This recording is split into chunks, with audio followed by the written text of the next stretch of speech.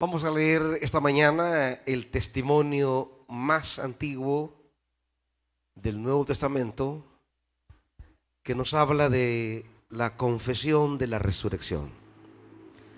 Capítulo 15 de la primera carta a los Corintios.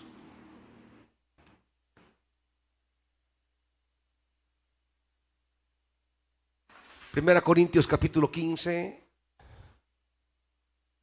Aunque los evangelios están en el orden antes de Primera Corintios, sin embargo, la carta a los Corintios es muchísimo más antigua que los evangelios. Pablo la escribe alrededor del año 50 después de Cristo, o sea, unos 17 años después de la resurrección. Primera Corintios capítulo 15, versículo 1. Ahora, hermanos, quiero recordarles las buenas noticias que les prediqué, las mismas que recibieron y en las cuales se mantienen firmes. Mediante estas buenas nuevas son salvos si se aferran a la palabra que les prediqué. De otro modo, habrán creído en vano. Porque ante todo les transmití a ustedes lo que yo mismo recibí, que Cristo murió por nuestros pecados según las Escrituras, que fue sepultado, que resucitó al tercer día según las Escrituras, que se apareció a Cefas y luego a los 12. Después se apareció a más de 500 hermanos a la vez, la mayoría de los cuales vive todavía, aunque algunos han muerto. Luego se apareció a Santiago, más tarde a los apóstoles. Y por último, como aún nacido fuera de tiempo, se me apareció también a mí. Admito que yo soy el más insignificante de los apóstoles y que ni siquiera merezco ser llamado apóstol porque perseguía a la iglesia de Dios. Pero por la gracia de Dios soy lo que soy, y la gracia que Él me concedió no se quedó sin fruto. Al contrario, he trabajado con más tesón que todos ellos, aunque no yo, sino la gracia de Dios que está conmigo. En fin, ya sea que se trate de mí o de ellos, esto es lo que predicamos y esto es lo que ustedes han creído.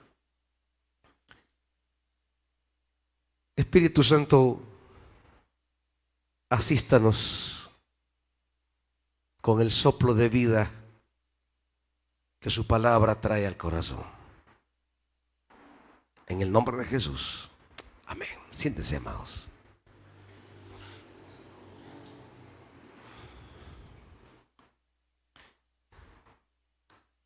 La resurrección,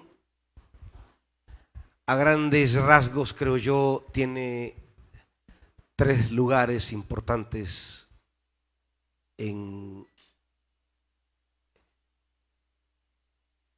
la teología, en la mente, en el corazón de la fe cristiana. Primero, es el tema más fundamental de la fe cristiana, porque es el tema central, es el tema que corona, fundamenta, centraliza toda la fe. Aún la muerte de Jesús pierde fuerza sin la resurrección. Lo que le da sentido a la muerte de Jesús es la resurrección. Sin la resurrección, la muerte no tuviera la fuerza salvadora que tiene. Hubiera quedado allí en la tumba. Quizás sería una religión, el Evangelio, como las demás religiones que tienen a su fundador por ahí enterrado. Y el cristianismo se convertiría entonces en alguna especie de doctrina. El Evangelio fuera nada más una cosa quizá bonita, atractiva, pero no tuviera el poder que aduce tener en las Escrituras. Porque el Evangelio no es una religión, es una fuerza salvadora. Es decir, es una fuerza que opera redención, actúa, realmente tiene la fuerza para actuar, es algo presente. Porque el Evangelio es el Cristo resucitado. Ya lo veremos. Los evangelios, en segundo lugar, los evangelios, la resurrección es como la coronación del evangelio.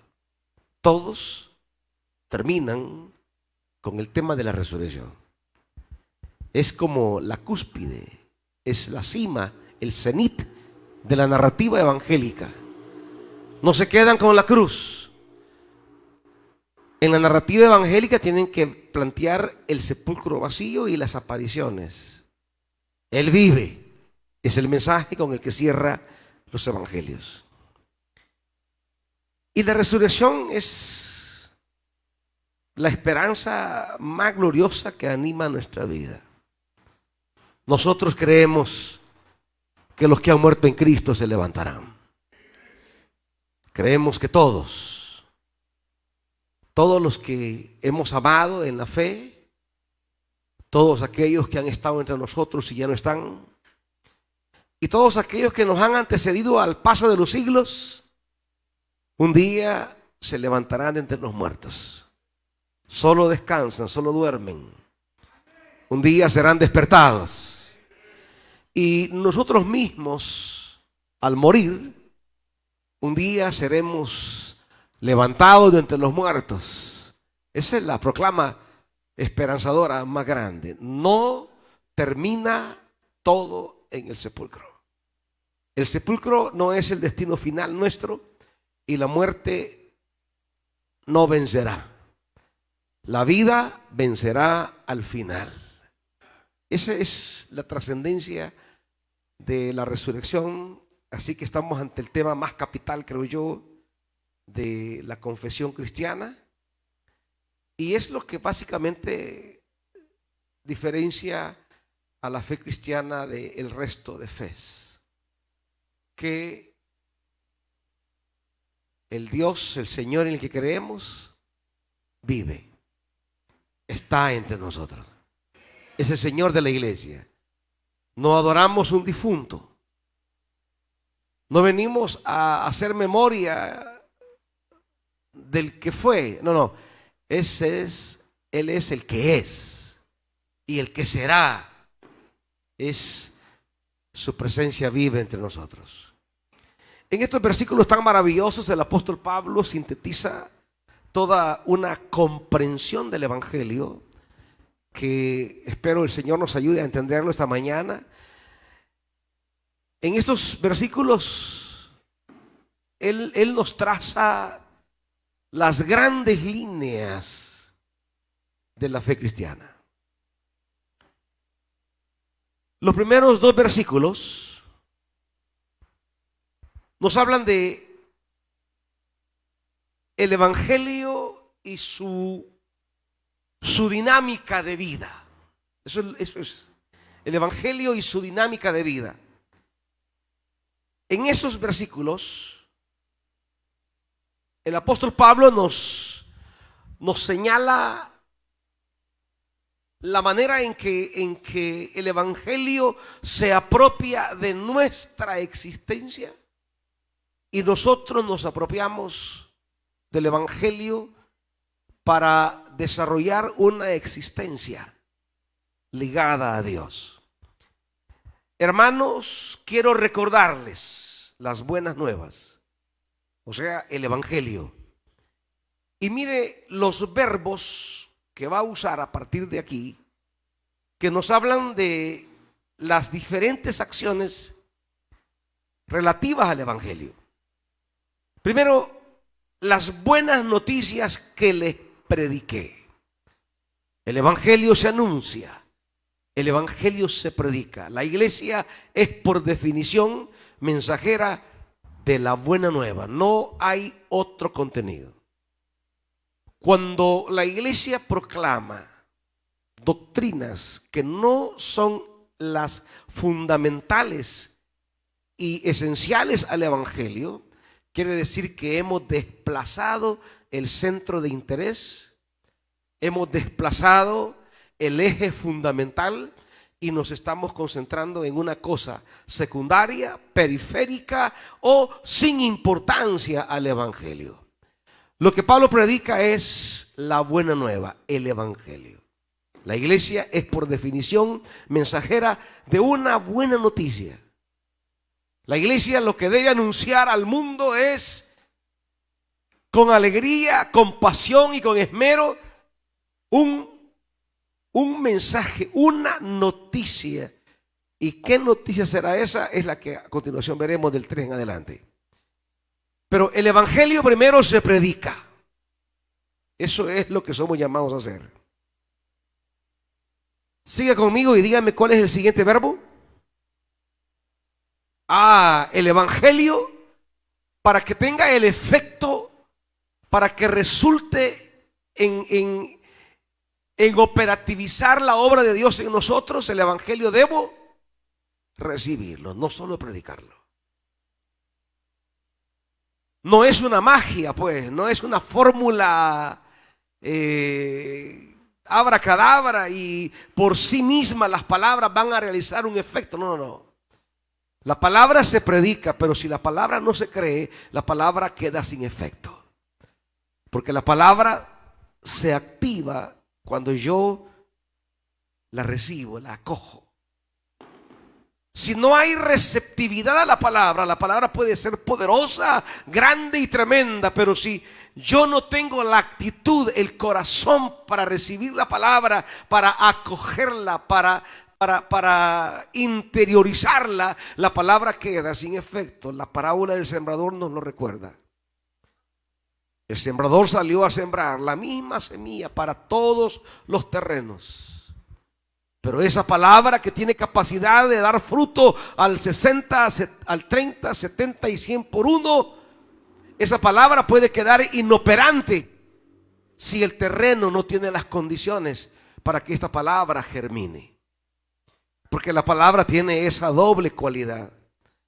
Por un lado, la palabra es frágil, es débil, porque depende de la disponibilidad de su corazón para que ella desate el poder. Esa palabra que tiene una fuerza salvadora queda neutralizada si su corazón no tiene la docilidad, ni la bondad, ni la receptividad para atesorarla, guardarla y hacerla suya. La palabra puede ser una palabra poderosa de vida, puede ser una palabra declaratoria de transformaciones, puede ser una palabra operante y eficaz, pero la palabra requiere de la respuesta positiva suya. Si usted no es el terreno donde la palabra pueda fecundar, fertilizar, pues la semilla se echa a perder. La palabra puede ser tan tremenda, tan poderosa, pero se vuelve tan débil en un corazón que no tiene condiciones para que esa palabra germine. No es que Dios no nos hable. No es que Dios no cumpla. No es que a mí Dios no me incluye. No es eso, hermanitos. Es que no hemos dado la receptividad adecuada a la palabra. No es que Dios no me tome en cuenta. No es que Dios no me mire. No es que Dios no me haga parte. No, no, no, hermanos.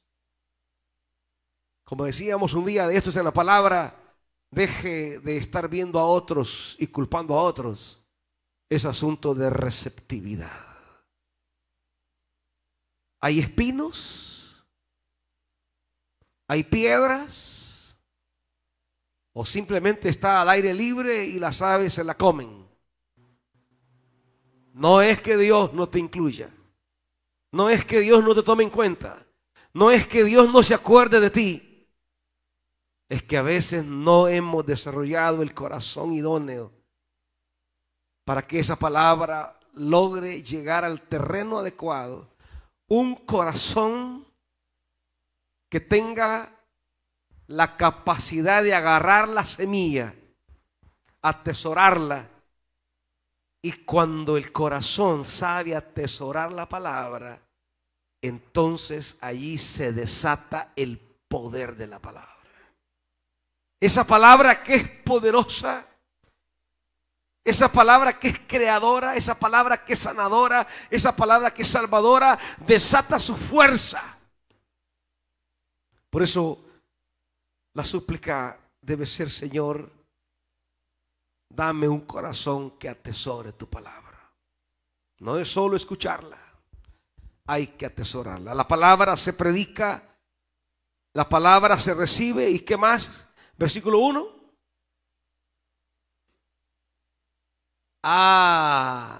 En ese evangelio que predicamos debemos mantenernos firmes. No es solo creer, recibir, predicar, recibir, sino mantenerse firme. No es solo aquello de decir: ay, yo ya acepté a Cristo. No, eso olvídense. No crean que esa es una fórmula mágica que resuelve el tema de la salvación. No, es la palabra se predica y se cree. La palabra se acoge en el corazón, pero hay que mantenerse firme en el evangelio. El evangelio no es solamente algo del principio, es algo que cubre toda mi vida. Yo debo mantenerme firme en el evangelio. No es asunto de que ya estuvo, ya acepté a Cristo, ya todo está arreglado. No, hermanito. Ese evangelio baratieri que se nos ha predicado en los últimos años en la iglesia, ese evangelio no es este evangelio. Ese evangelio es comercial. Ese evangelio es barato. Ese evangelio es pague hoy, lleve hoy y pague después. Ese no es el evangelio. Eso que nos han enseñado y se predica todavía: levante la mano, acepte a Cristo y ya todo se acabó. Eso no es así. Ese es el engaño de una religión que ha perdido el sentido de lo que es el evangelio en la Biblia. El evangelio no solamente es algo que debo escuchar, que debo recibir, sino en lo que debo permanecer. Y si no permanezco en el evangelio, entonces el acto de fe inicial es infructuoso. Es lo que dice el versículo 2. Evangelio dice: mediante estas buenas noticias, ustedes son ¿qué? Salvos. Pero vienen dos condicionales que en la NBI no se nota, pero hay dos condicionales. Si se aferran a la palabra que les prediqué.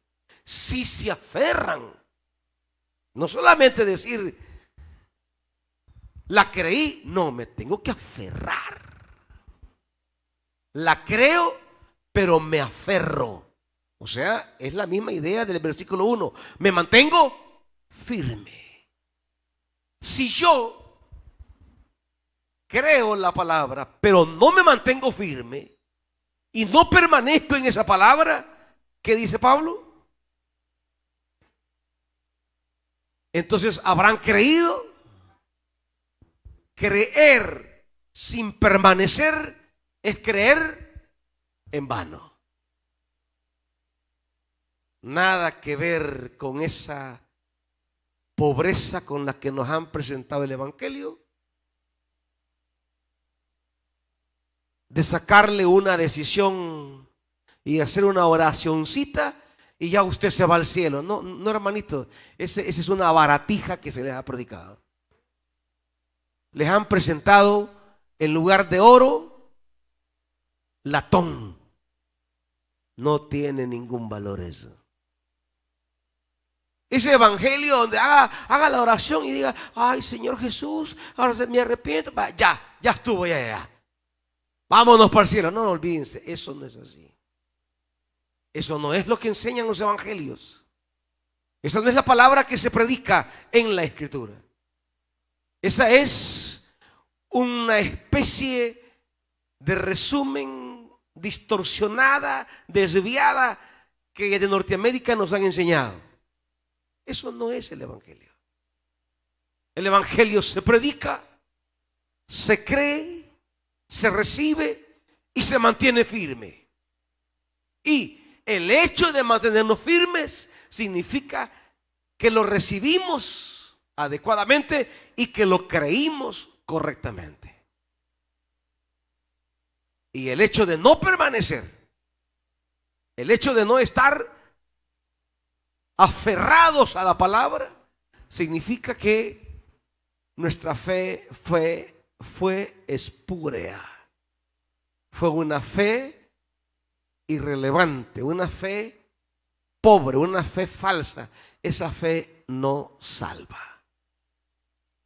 Eso es un fideísmo, es una cosa, no es la fe salvadora de la que habla la Biblia. La fe que salva es la fe que te hará permanecer en el evangelio.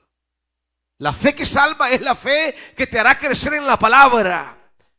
La fe que salva es la fe que te fertiliza con los dones de Dios que vienen en la palabra.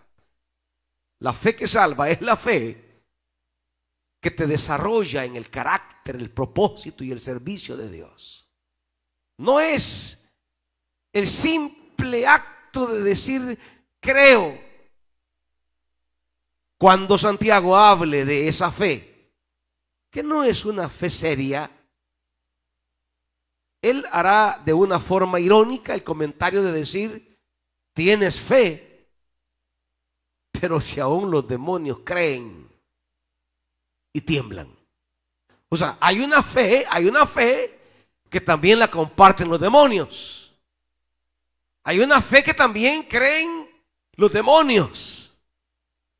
Y muchos creen en Dios como creen los demonios. Y su engaño está en que creen como los demonios y creen que esa fe les salva. El creer como los demonios no te salva. No te pone en perspectiva salvadora de Dios. Es la fe que la gran mayoría hoy tiene. No, si yo creo, pero fíjese que no hago esto. No, yo creo, pero fíjese que no, si yo creo en Dios. No, si yo creo en Dios. No, si mire, yo creo, no me congrego, ¿verdad? Pero creo. Mire, no leo la Biblia, pero creo. Mire, no oro, pero creo. Mire, no sirvo, pero creo. Mire, no soy tan entregado, pero creo. Le quiero decir que esa fe es la fe del demonio. Es la fe de creer que Dios existe. Pero esa fe no salva. El más creyente en Dios y que no tiene ninguna duda que Dios existe es el diablo. Él tiene clarito que Dios existe y sin embargo ese tipo de fe no le genera ningún acto salvador. Ese tipo de fe no lo hace parte de la fuerza salvadora del evangelio. Esa es la fe de mucha gente hoy día. Una fe que no se traduce en un compromiso con Jesucristo y su propósito en la tierra. Una fe que no se traduce en la participación activa de lo que Dios quiere que hagamos como discípulos y discípulas. Es una fe que no me vincula a la tarea de Jesús sobre la tierra. Es una fe vana. Es una fe hueca. Es la fe que no salva. Santiago 2 es claro en eso. Acompáñenme. Para puntualizar cómo Santiago ve esa fe que muchos profesamos hoy día como si fuera fe salvadora. 2:14 de Santiago.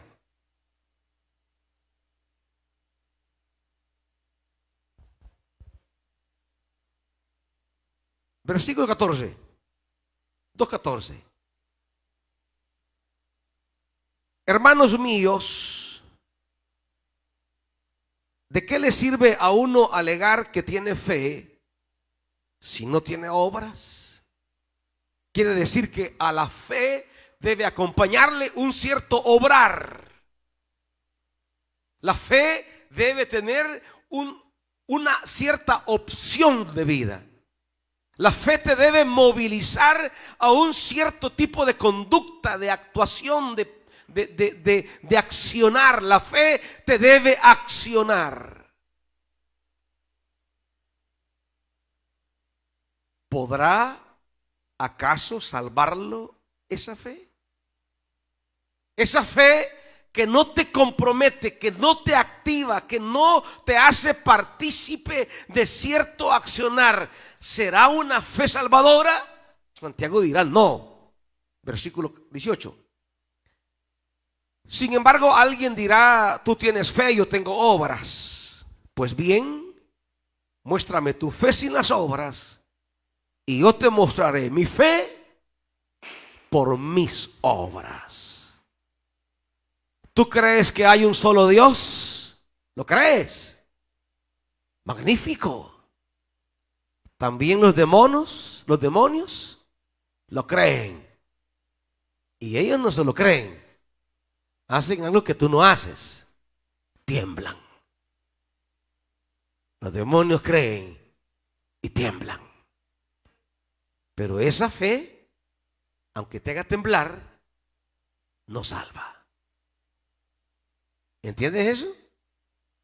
Qué tonto eres. No lo digo yo, lo dice la Biblia. Qué tonto soy, dígase.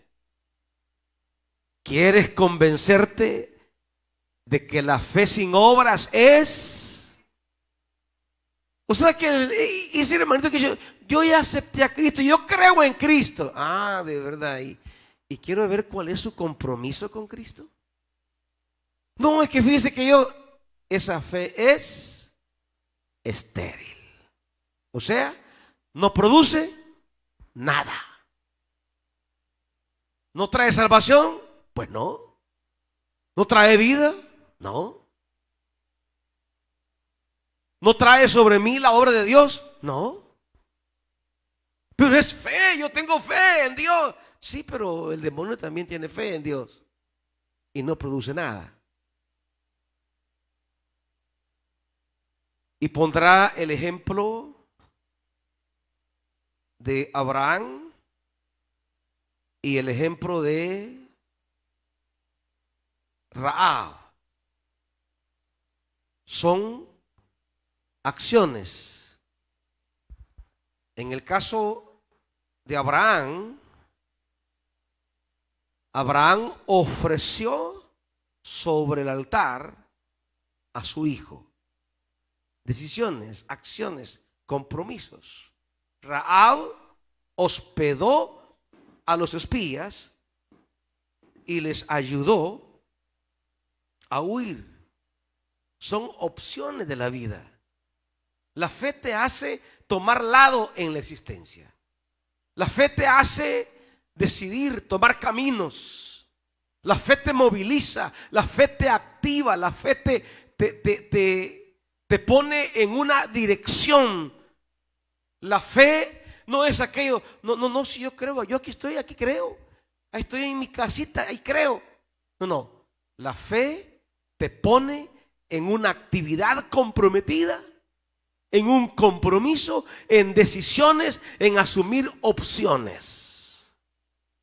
Rahab no dijo, no, si yo creo, pero, no.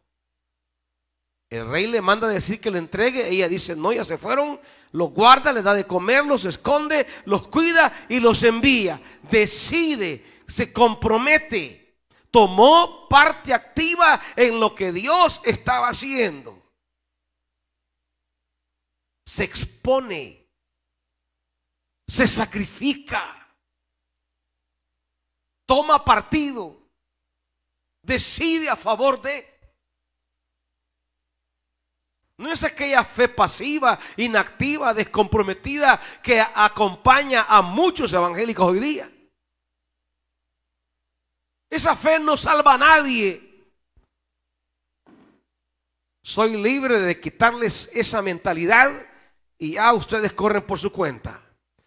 Si alguno de ustedes creyó y solo cree y dice, yo creo en Cristo, pero no le lleva a ninguna participación en la obra de Cristo, su fe es estéril. Su fe no salva. Su fe está muerta. Lo dice el último versículo 26. Pues así como el cuerpo sin el espíritu está muerto, de la misma manera la fe sin obras, ¿qué? Está muerta.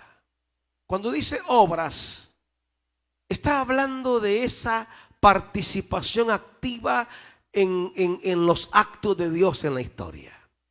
Fundamentalmente en Cristo, que es el Evangelio. ¿Cómo me vinculo a Cristo?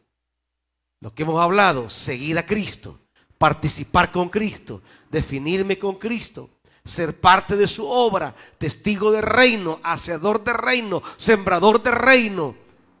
Es comprometerme, ligarme a Jesús y a su propósito. ¿Cómo me vinculo a Jesús? ¿Cómo participo de su obra? Lo que Pablo quiere dejar en claro en primer lugar es que hay una noticia que debe tomar nuestra vida. El Evangelio no es un dogma que debo creer mentalmente. No es una doctrina que debo repetir como loro. El Evangelio es algo que se apropia de mi existencia, me rapta, me toma, me llena, me cautiva, me rodea, me bordea. Es algo que me toma de principio a final. Vivo para el Evangelio. Vivo por el Evangelio y vivo para el Evangelio. La buena noticia. Ese es el Evangelio. No es algo a lo que puedo acceder simplemente con un ejercicio intelectual. Es toda mi vida la que debe quedar impregnada, capturada, flechada por la buena nueva, de tal manera que todo lo que en mi vida hay, gira, responde, palpita por el Evangelio. Es el amor. Es el amor de verdad. El Evangelio es la buena noticia que se nos penetra y la amamos, vivimos, palpitamos con ella. Cada paso de vida es el Evangelio en nosotros y nosotros para el Evangelio. Es entrar como a una dimensión en la que ya no vivimos, sino es para el Evangelio. Para Pablo eso entiende lo que es la buena noticia. No es una oracioncita que debo repetir mecánicamente con la boca o acceder intelectualmente a esa información. No, es algo que toma mi vida. Es algo que me abraza. Y a partir de allí vivo para el Evangelio. Es el Evangelio, dice Pablo, que les he predicado, que ustedes han recibido y en el cual perseveran. Y si no perseveran, quiere decir que fue en vano el inicio que tuvieron de creerlo. La falta de perseverancia quiebra o revela lo frágil que fue la fe. La falta de vincularme al Evangelio significa que mi fe fue ficticia, superflua, o no tuvo el arraigo que debe tener. Creer y perseverar es un binomio que no debe separarse jamás. Creer y perseverar es un binomio que la predicación evangélica actual ha separado. Y hay muchos creyentillos creyendo que son salvos con una fe que está muerta, con una fe que es estéril. La fe que salva es la fe que lo compromete con Jesús y lo convierte en parte, extensión y continuidad de Jesús entre nosotros. Luego que ha planteado la dinámica de lo que es el evangelio, él va a hablar un poco acerca del contenido del evangelio. Y en esencia, cuando él habla del evangelio del 3 al 5, en esencia el evangelio más que algo es alguien. El evangelio más que un concepto o una definición o una doctrina es una persona. Y Pablo aquí pertenece a la más línea esencial de los evangelios, que evangelio es vincularme a Jesús, es ser parte de Jesús, es caminar tras Jesús. Ser evangélico es entender que esto es más que ir a una iglesia, es vincularme a Jesús en toda mi vida. Jesús y yo, Jesús y nosotros. Es una relación, y no una relación cualquiera, es una relación de seguimiento, de obediencia, de escucha de la palabra, de ponerla por práctica, de vincularme a Jesús, de participar en sus propósitos, de ser continuidad de su obra sobre la tierra, una extensión de Él en la historia. Él sigue a través de nosotros haciendo las cosas que un día empezó a hacer. Eso es ser. Porque yo ante todo les transmití a ustedes lo que yo mismo recibí. Pablo tiene claro que esto no se lo ha inventado él. Esto es lo que viene desde Jesús. Desde el mismo Jesús de Nazaret viene con claridad lo que es el evangelio. ¿Y quién es el evangelio? Bueno, es Cristo.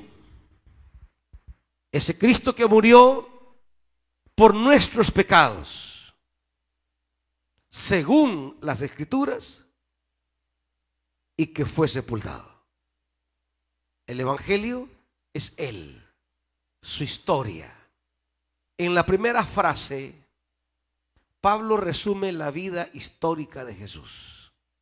El Cristo que no tanto murió, la traducción debe ser correcta del griego, Cristo que fue muerto, porque Él no se suicidó, no murió de muerte natural, fue asesinado, fue matado, fue muerto. La muerte no fue algo que él buscase, es algo que le salió al encuentro en la vida de quienes rechazaron su palabra, de quienes rechazaron el mensaje. Él fue muerto, o sea, sobre él recayó la actividad de aquellos que rechazaron su palabra. ¿Cómo le respondieron a él? Le respondieron matándolo. ¿Y qué más? Lo metieron en una cueva, en un sepulcro. Ese es su historial. Ese es el núcleo de Jesús. Los evangelios van a responder a una pregunta: ¿por qué lo mataron? Cuando lea los evangelios, tenga en mente que los evangelistas están escribiendo para explicar por qué murió. Porque era la sorpresa inicial. Ustedes nos anuncian a un Mesías Salvador, a un Mesías Redentor, pero ¿y por qué lo mataron? ¿Por qué me predican como Salvador a alguien que fue asesinado?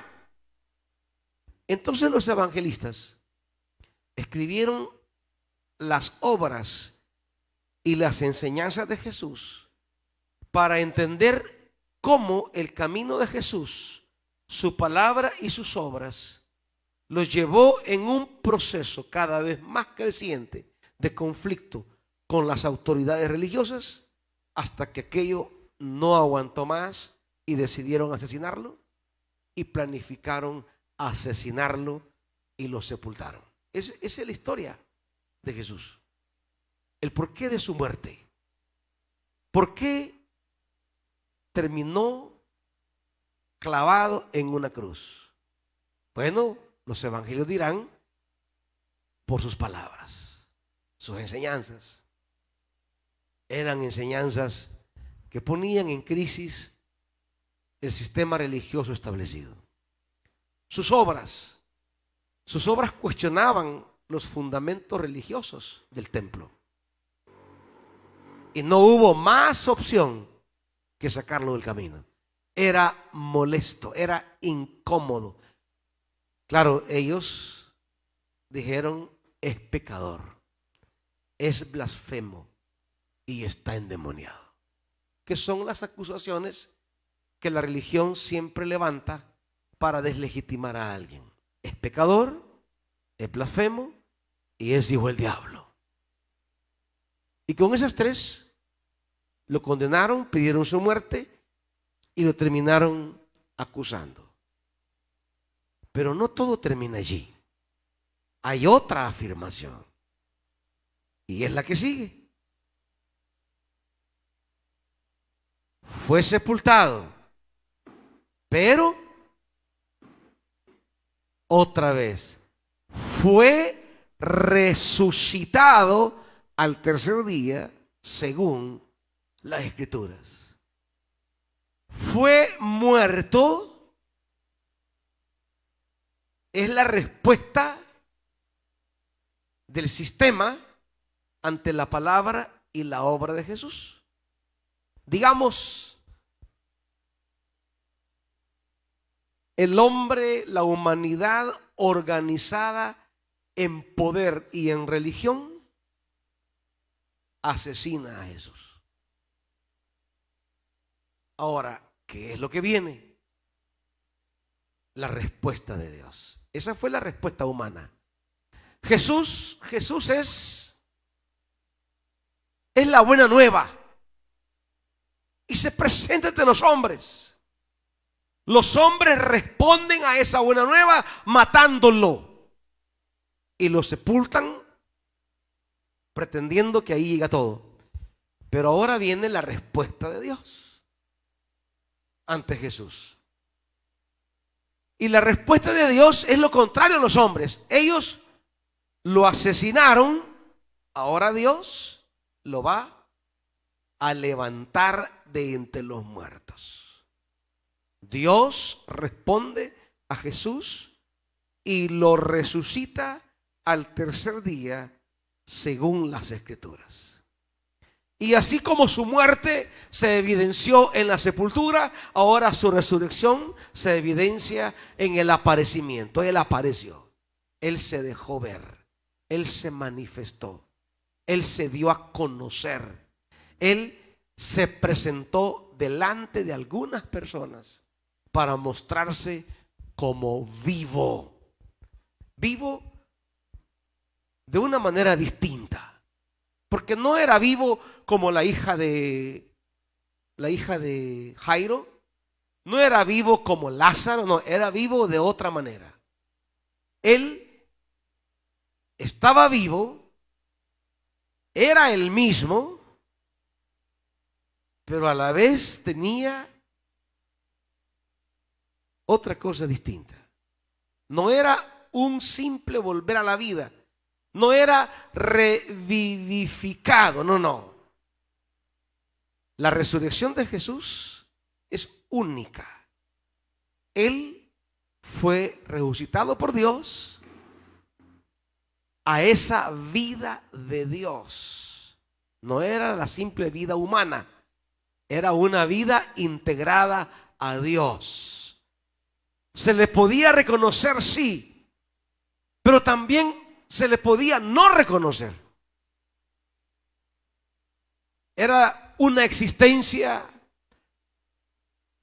Jesús tenía una existencia, y dígame bien esto por favor, para que me entienda, que solo era posible distinguirlo por la gracia de Dios que daba ojos para verlo.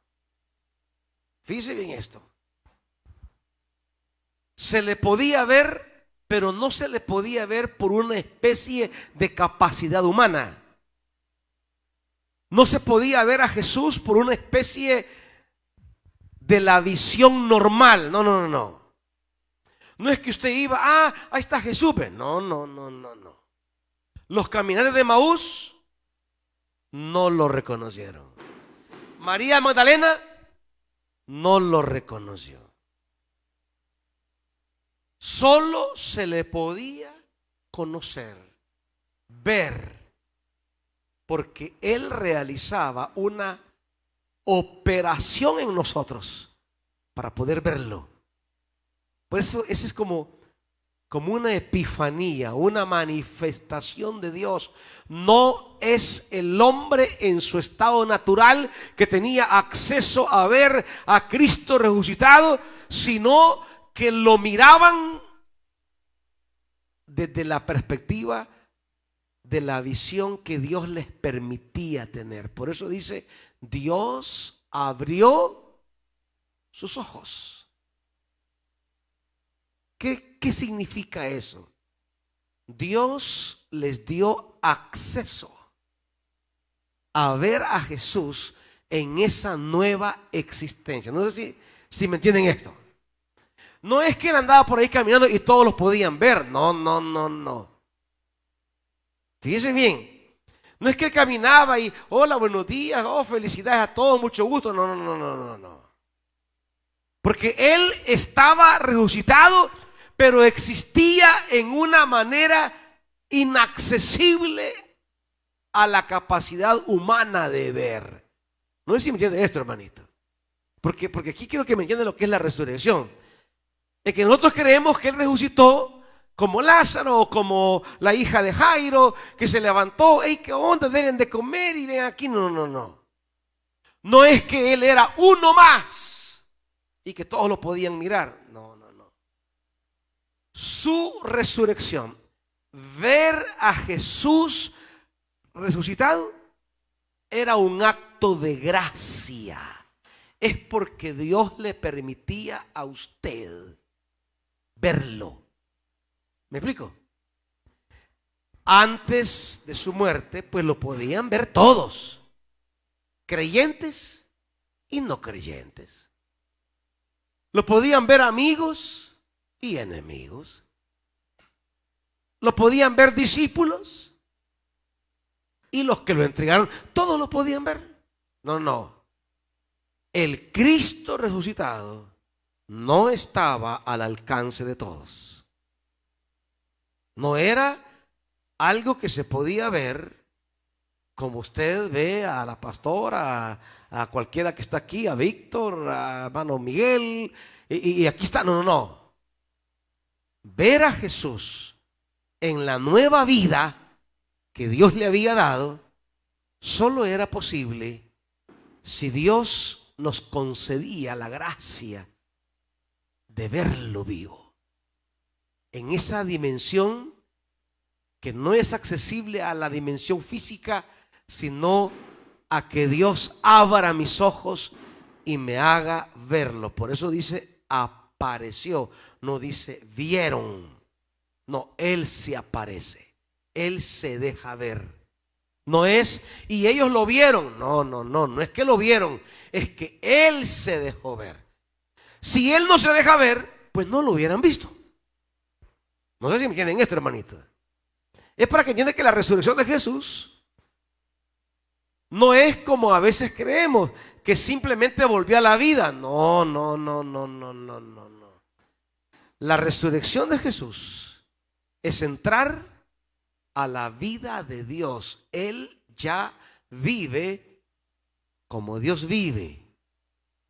Él vive en una manera distinta ya. Y solo es accesible en la medida que Él se deja ver. Por eso dice, y apareció. Se apareció a Cefas, luego a los 12, y comienza a enumerar los diferentes destinatarios de su aparición. Se apareció a estos, a estos, a estos y a aquellos. Y ahora, ¿qué hacen ellos? Dar testimonio de que lo vieron. La resurrección es un asunto de testimonio. Nosotros creemos en la resurrección porque hubo gente que lo vio y dio testimonio. ¿Me entienden esto, hermanitos? Y nosotros creemos ese testimonio. Ese testimonio es el que está escrito aquí y nosotros lo creemos. Pero hay otra dimensión. Hay otra dimensión del Cristo resucitado. Y es que no es solamente testimonio de aquellos que lo vieron.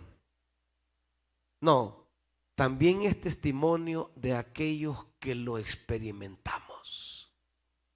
¿Por qué? El apóstol, después de hablar del Cristo resucitado y de quienes se apareció, dice el 8, y por último, como aún nacido fuera de tiempo, se me apareció también a mí. Quiere decir que ese Cristo, ya resucitado, ya glorificado, sigue apareciéndose en la vida de quienes creen. Años después, el Jesús ya glorificado, va un hombre persiguiendo a su iglesia y se le aparece camino a Damasco y le dice: yo soy Jesús a quien tú persigues. Y lo llama y le dice: yo te enviaré lejos. Ese Jesús que está vivo sigue apareciéndose en la vida. A los que creen, a los que toman su palabra.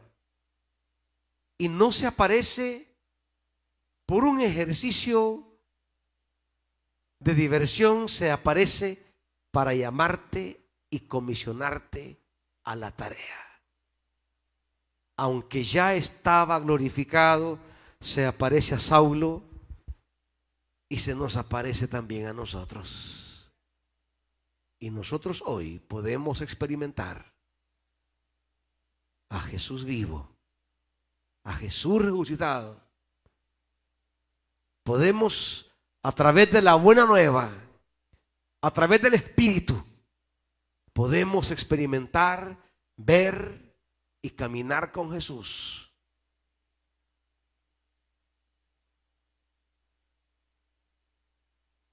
Pero dice, versículo 10, que mi experiencia de Jesús tiene que producir fruto. Por la gracia de Dios soy lo que soy. Y la gracia que Él me concedió no se quedó sin fruto.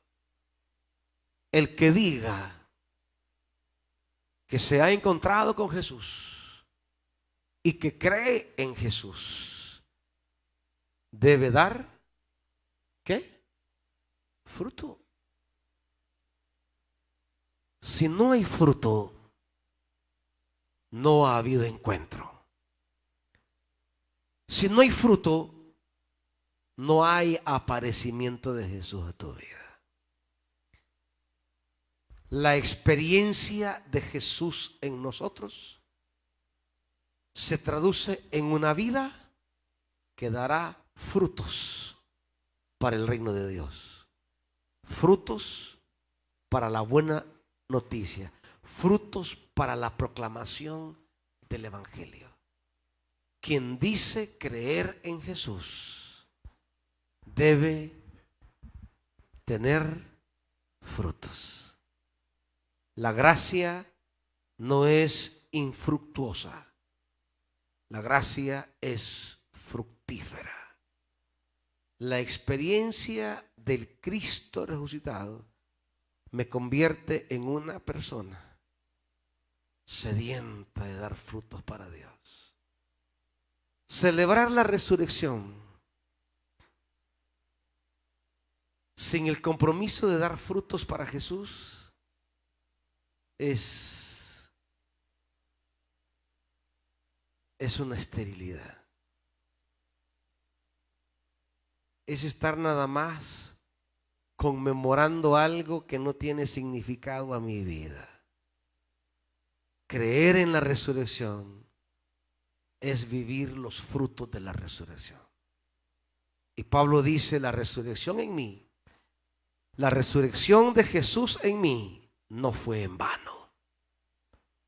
No fue inútil, no fue estéril. La resurrección en mí ha dado frutos. ¿Y en ti, hermano? ¿Cómo están los frutos? Porque si no hay frutos, estamos celebrando la resurrección como los demonios, creyendo con una fe que es estéril. Yo quiero invitarnos a todos esta mañana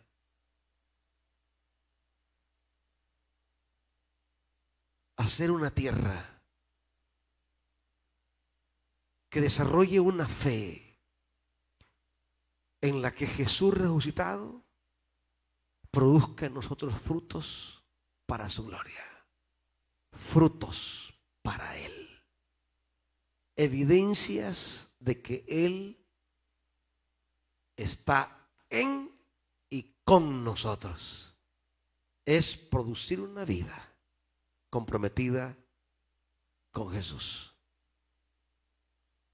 Es desarrollar una vida que, como dice Pablo, al contrario, he trabajado con más tesón. ¿Cómo dice la Reina Valera? ¿He trabajado? No, pero ahí en el texto que dice, he trabajado más que todos ellos. ¿Otra versión? ¿Alguien tiene otra? ¿Nadie? Para Pablo se traduce en trabajar más que todos. ¿Tú puedes decir lo mismo esta mañana? Yo he trabajado más. ¿Ese es el fruto tuyo? Si no, esta mañana es mañana para poner nuestra vida en sintonía con la resurrección. La verdadera experiencia de la resurrección produce hombres y mujeres que trabajan duro como Jesús. Pónganse de pie, hermanitos.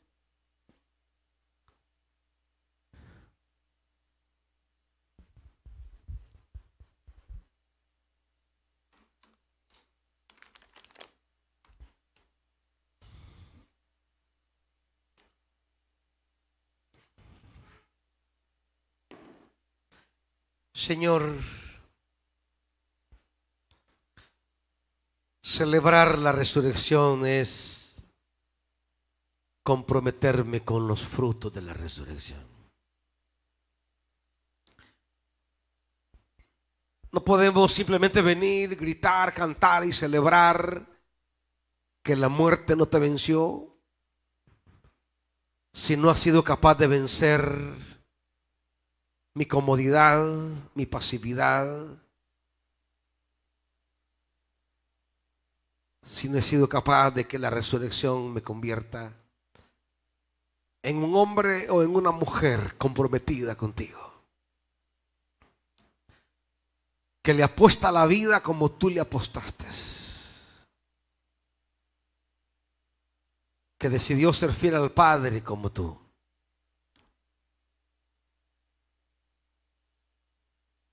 El compromiso más elemental es el de un servidor.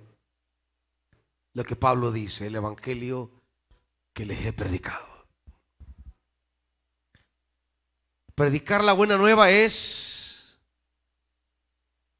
el compromiso más básico de todos aquellos en quien la resurrección ha surtido efecto. Ser mensajero, ser apóstol, llevar a otro la palabra. No podemos celebrar la resurrección desde la mudencia, desde la apatía, desde el descompromiso. La resurrección se celebra diciendo: heme aquí, envíame a mí. La resurrección se celebra diciéndole: aquí estoy, Señor. Como dijo Pablo camino a Damasco: ¿qué quieres que yo haga? Si quieres celebrar la resurrección en el Espíritu de Jesús, dígale: Señor, ¿qué quieres que yo haga? Y si se lo dice de corazón, si se lo dice con sinceridad, el Espíritu de Dios despertará en usted las inquietudes. No te dejará en paz, no te soltará. Y aunque te quieras ir al otro lado del mundo y irte a esconder debajo de un barco y dormir, Él te despertará.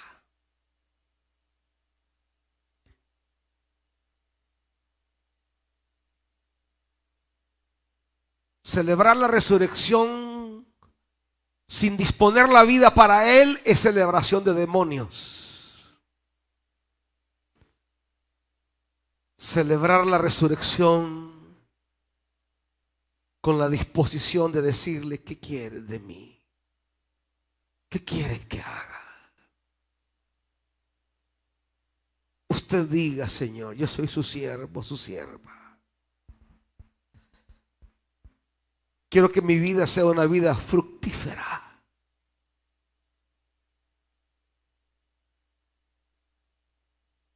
Esa es una celebración genuina y auténtica.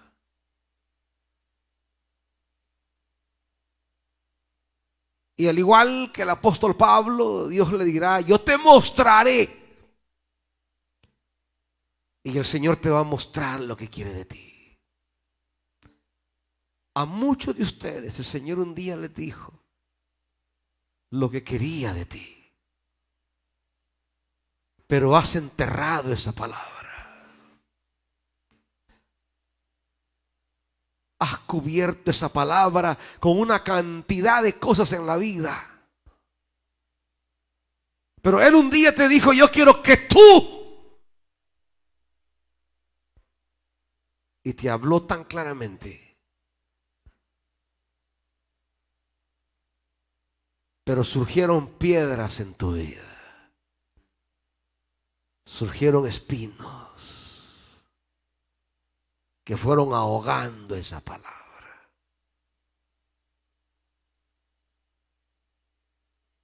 Pero hoy es mañana para escuchar al resucitado que nos convoca de nuevo.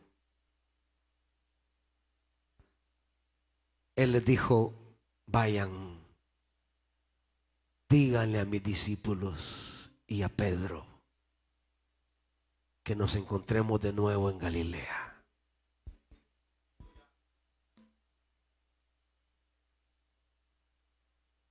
Para renovar la misión, el envío, la relación.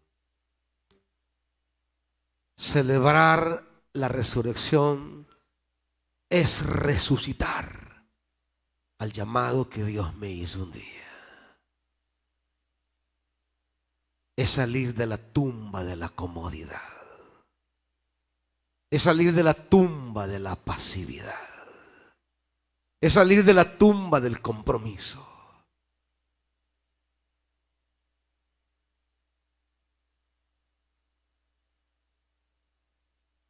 Señor, aquí están tus siervos y tus siervas esta mañana. Espíritu de Dios, resucítalos. Porque si estos siervos y siervas se levantan, seremos una fuerza poderosa de vida.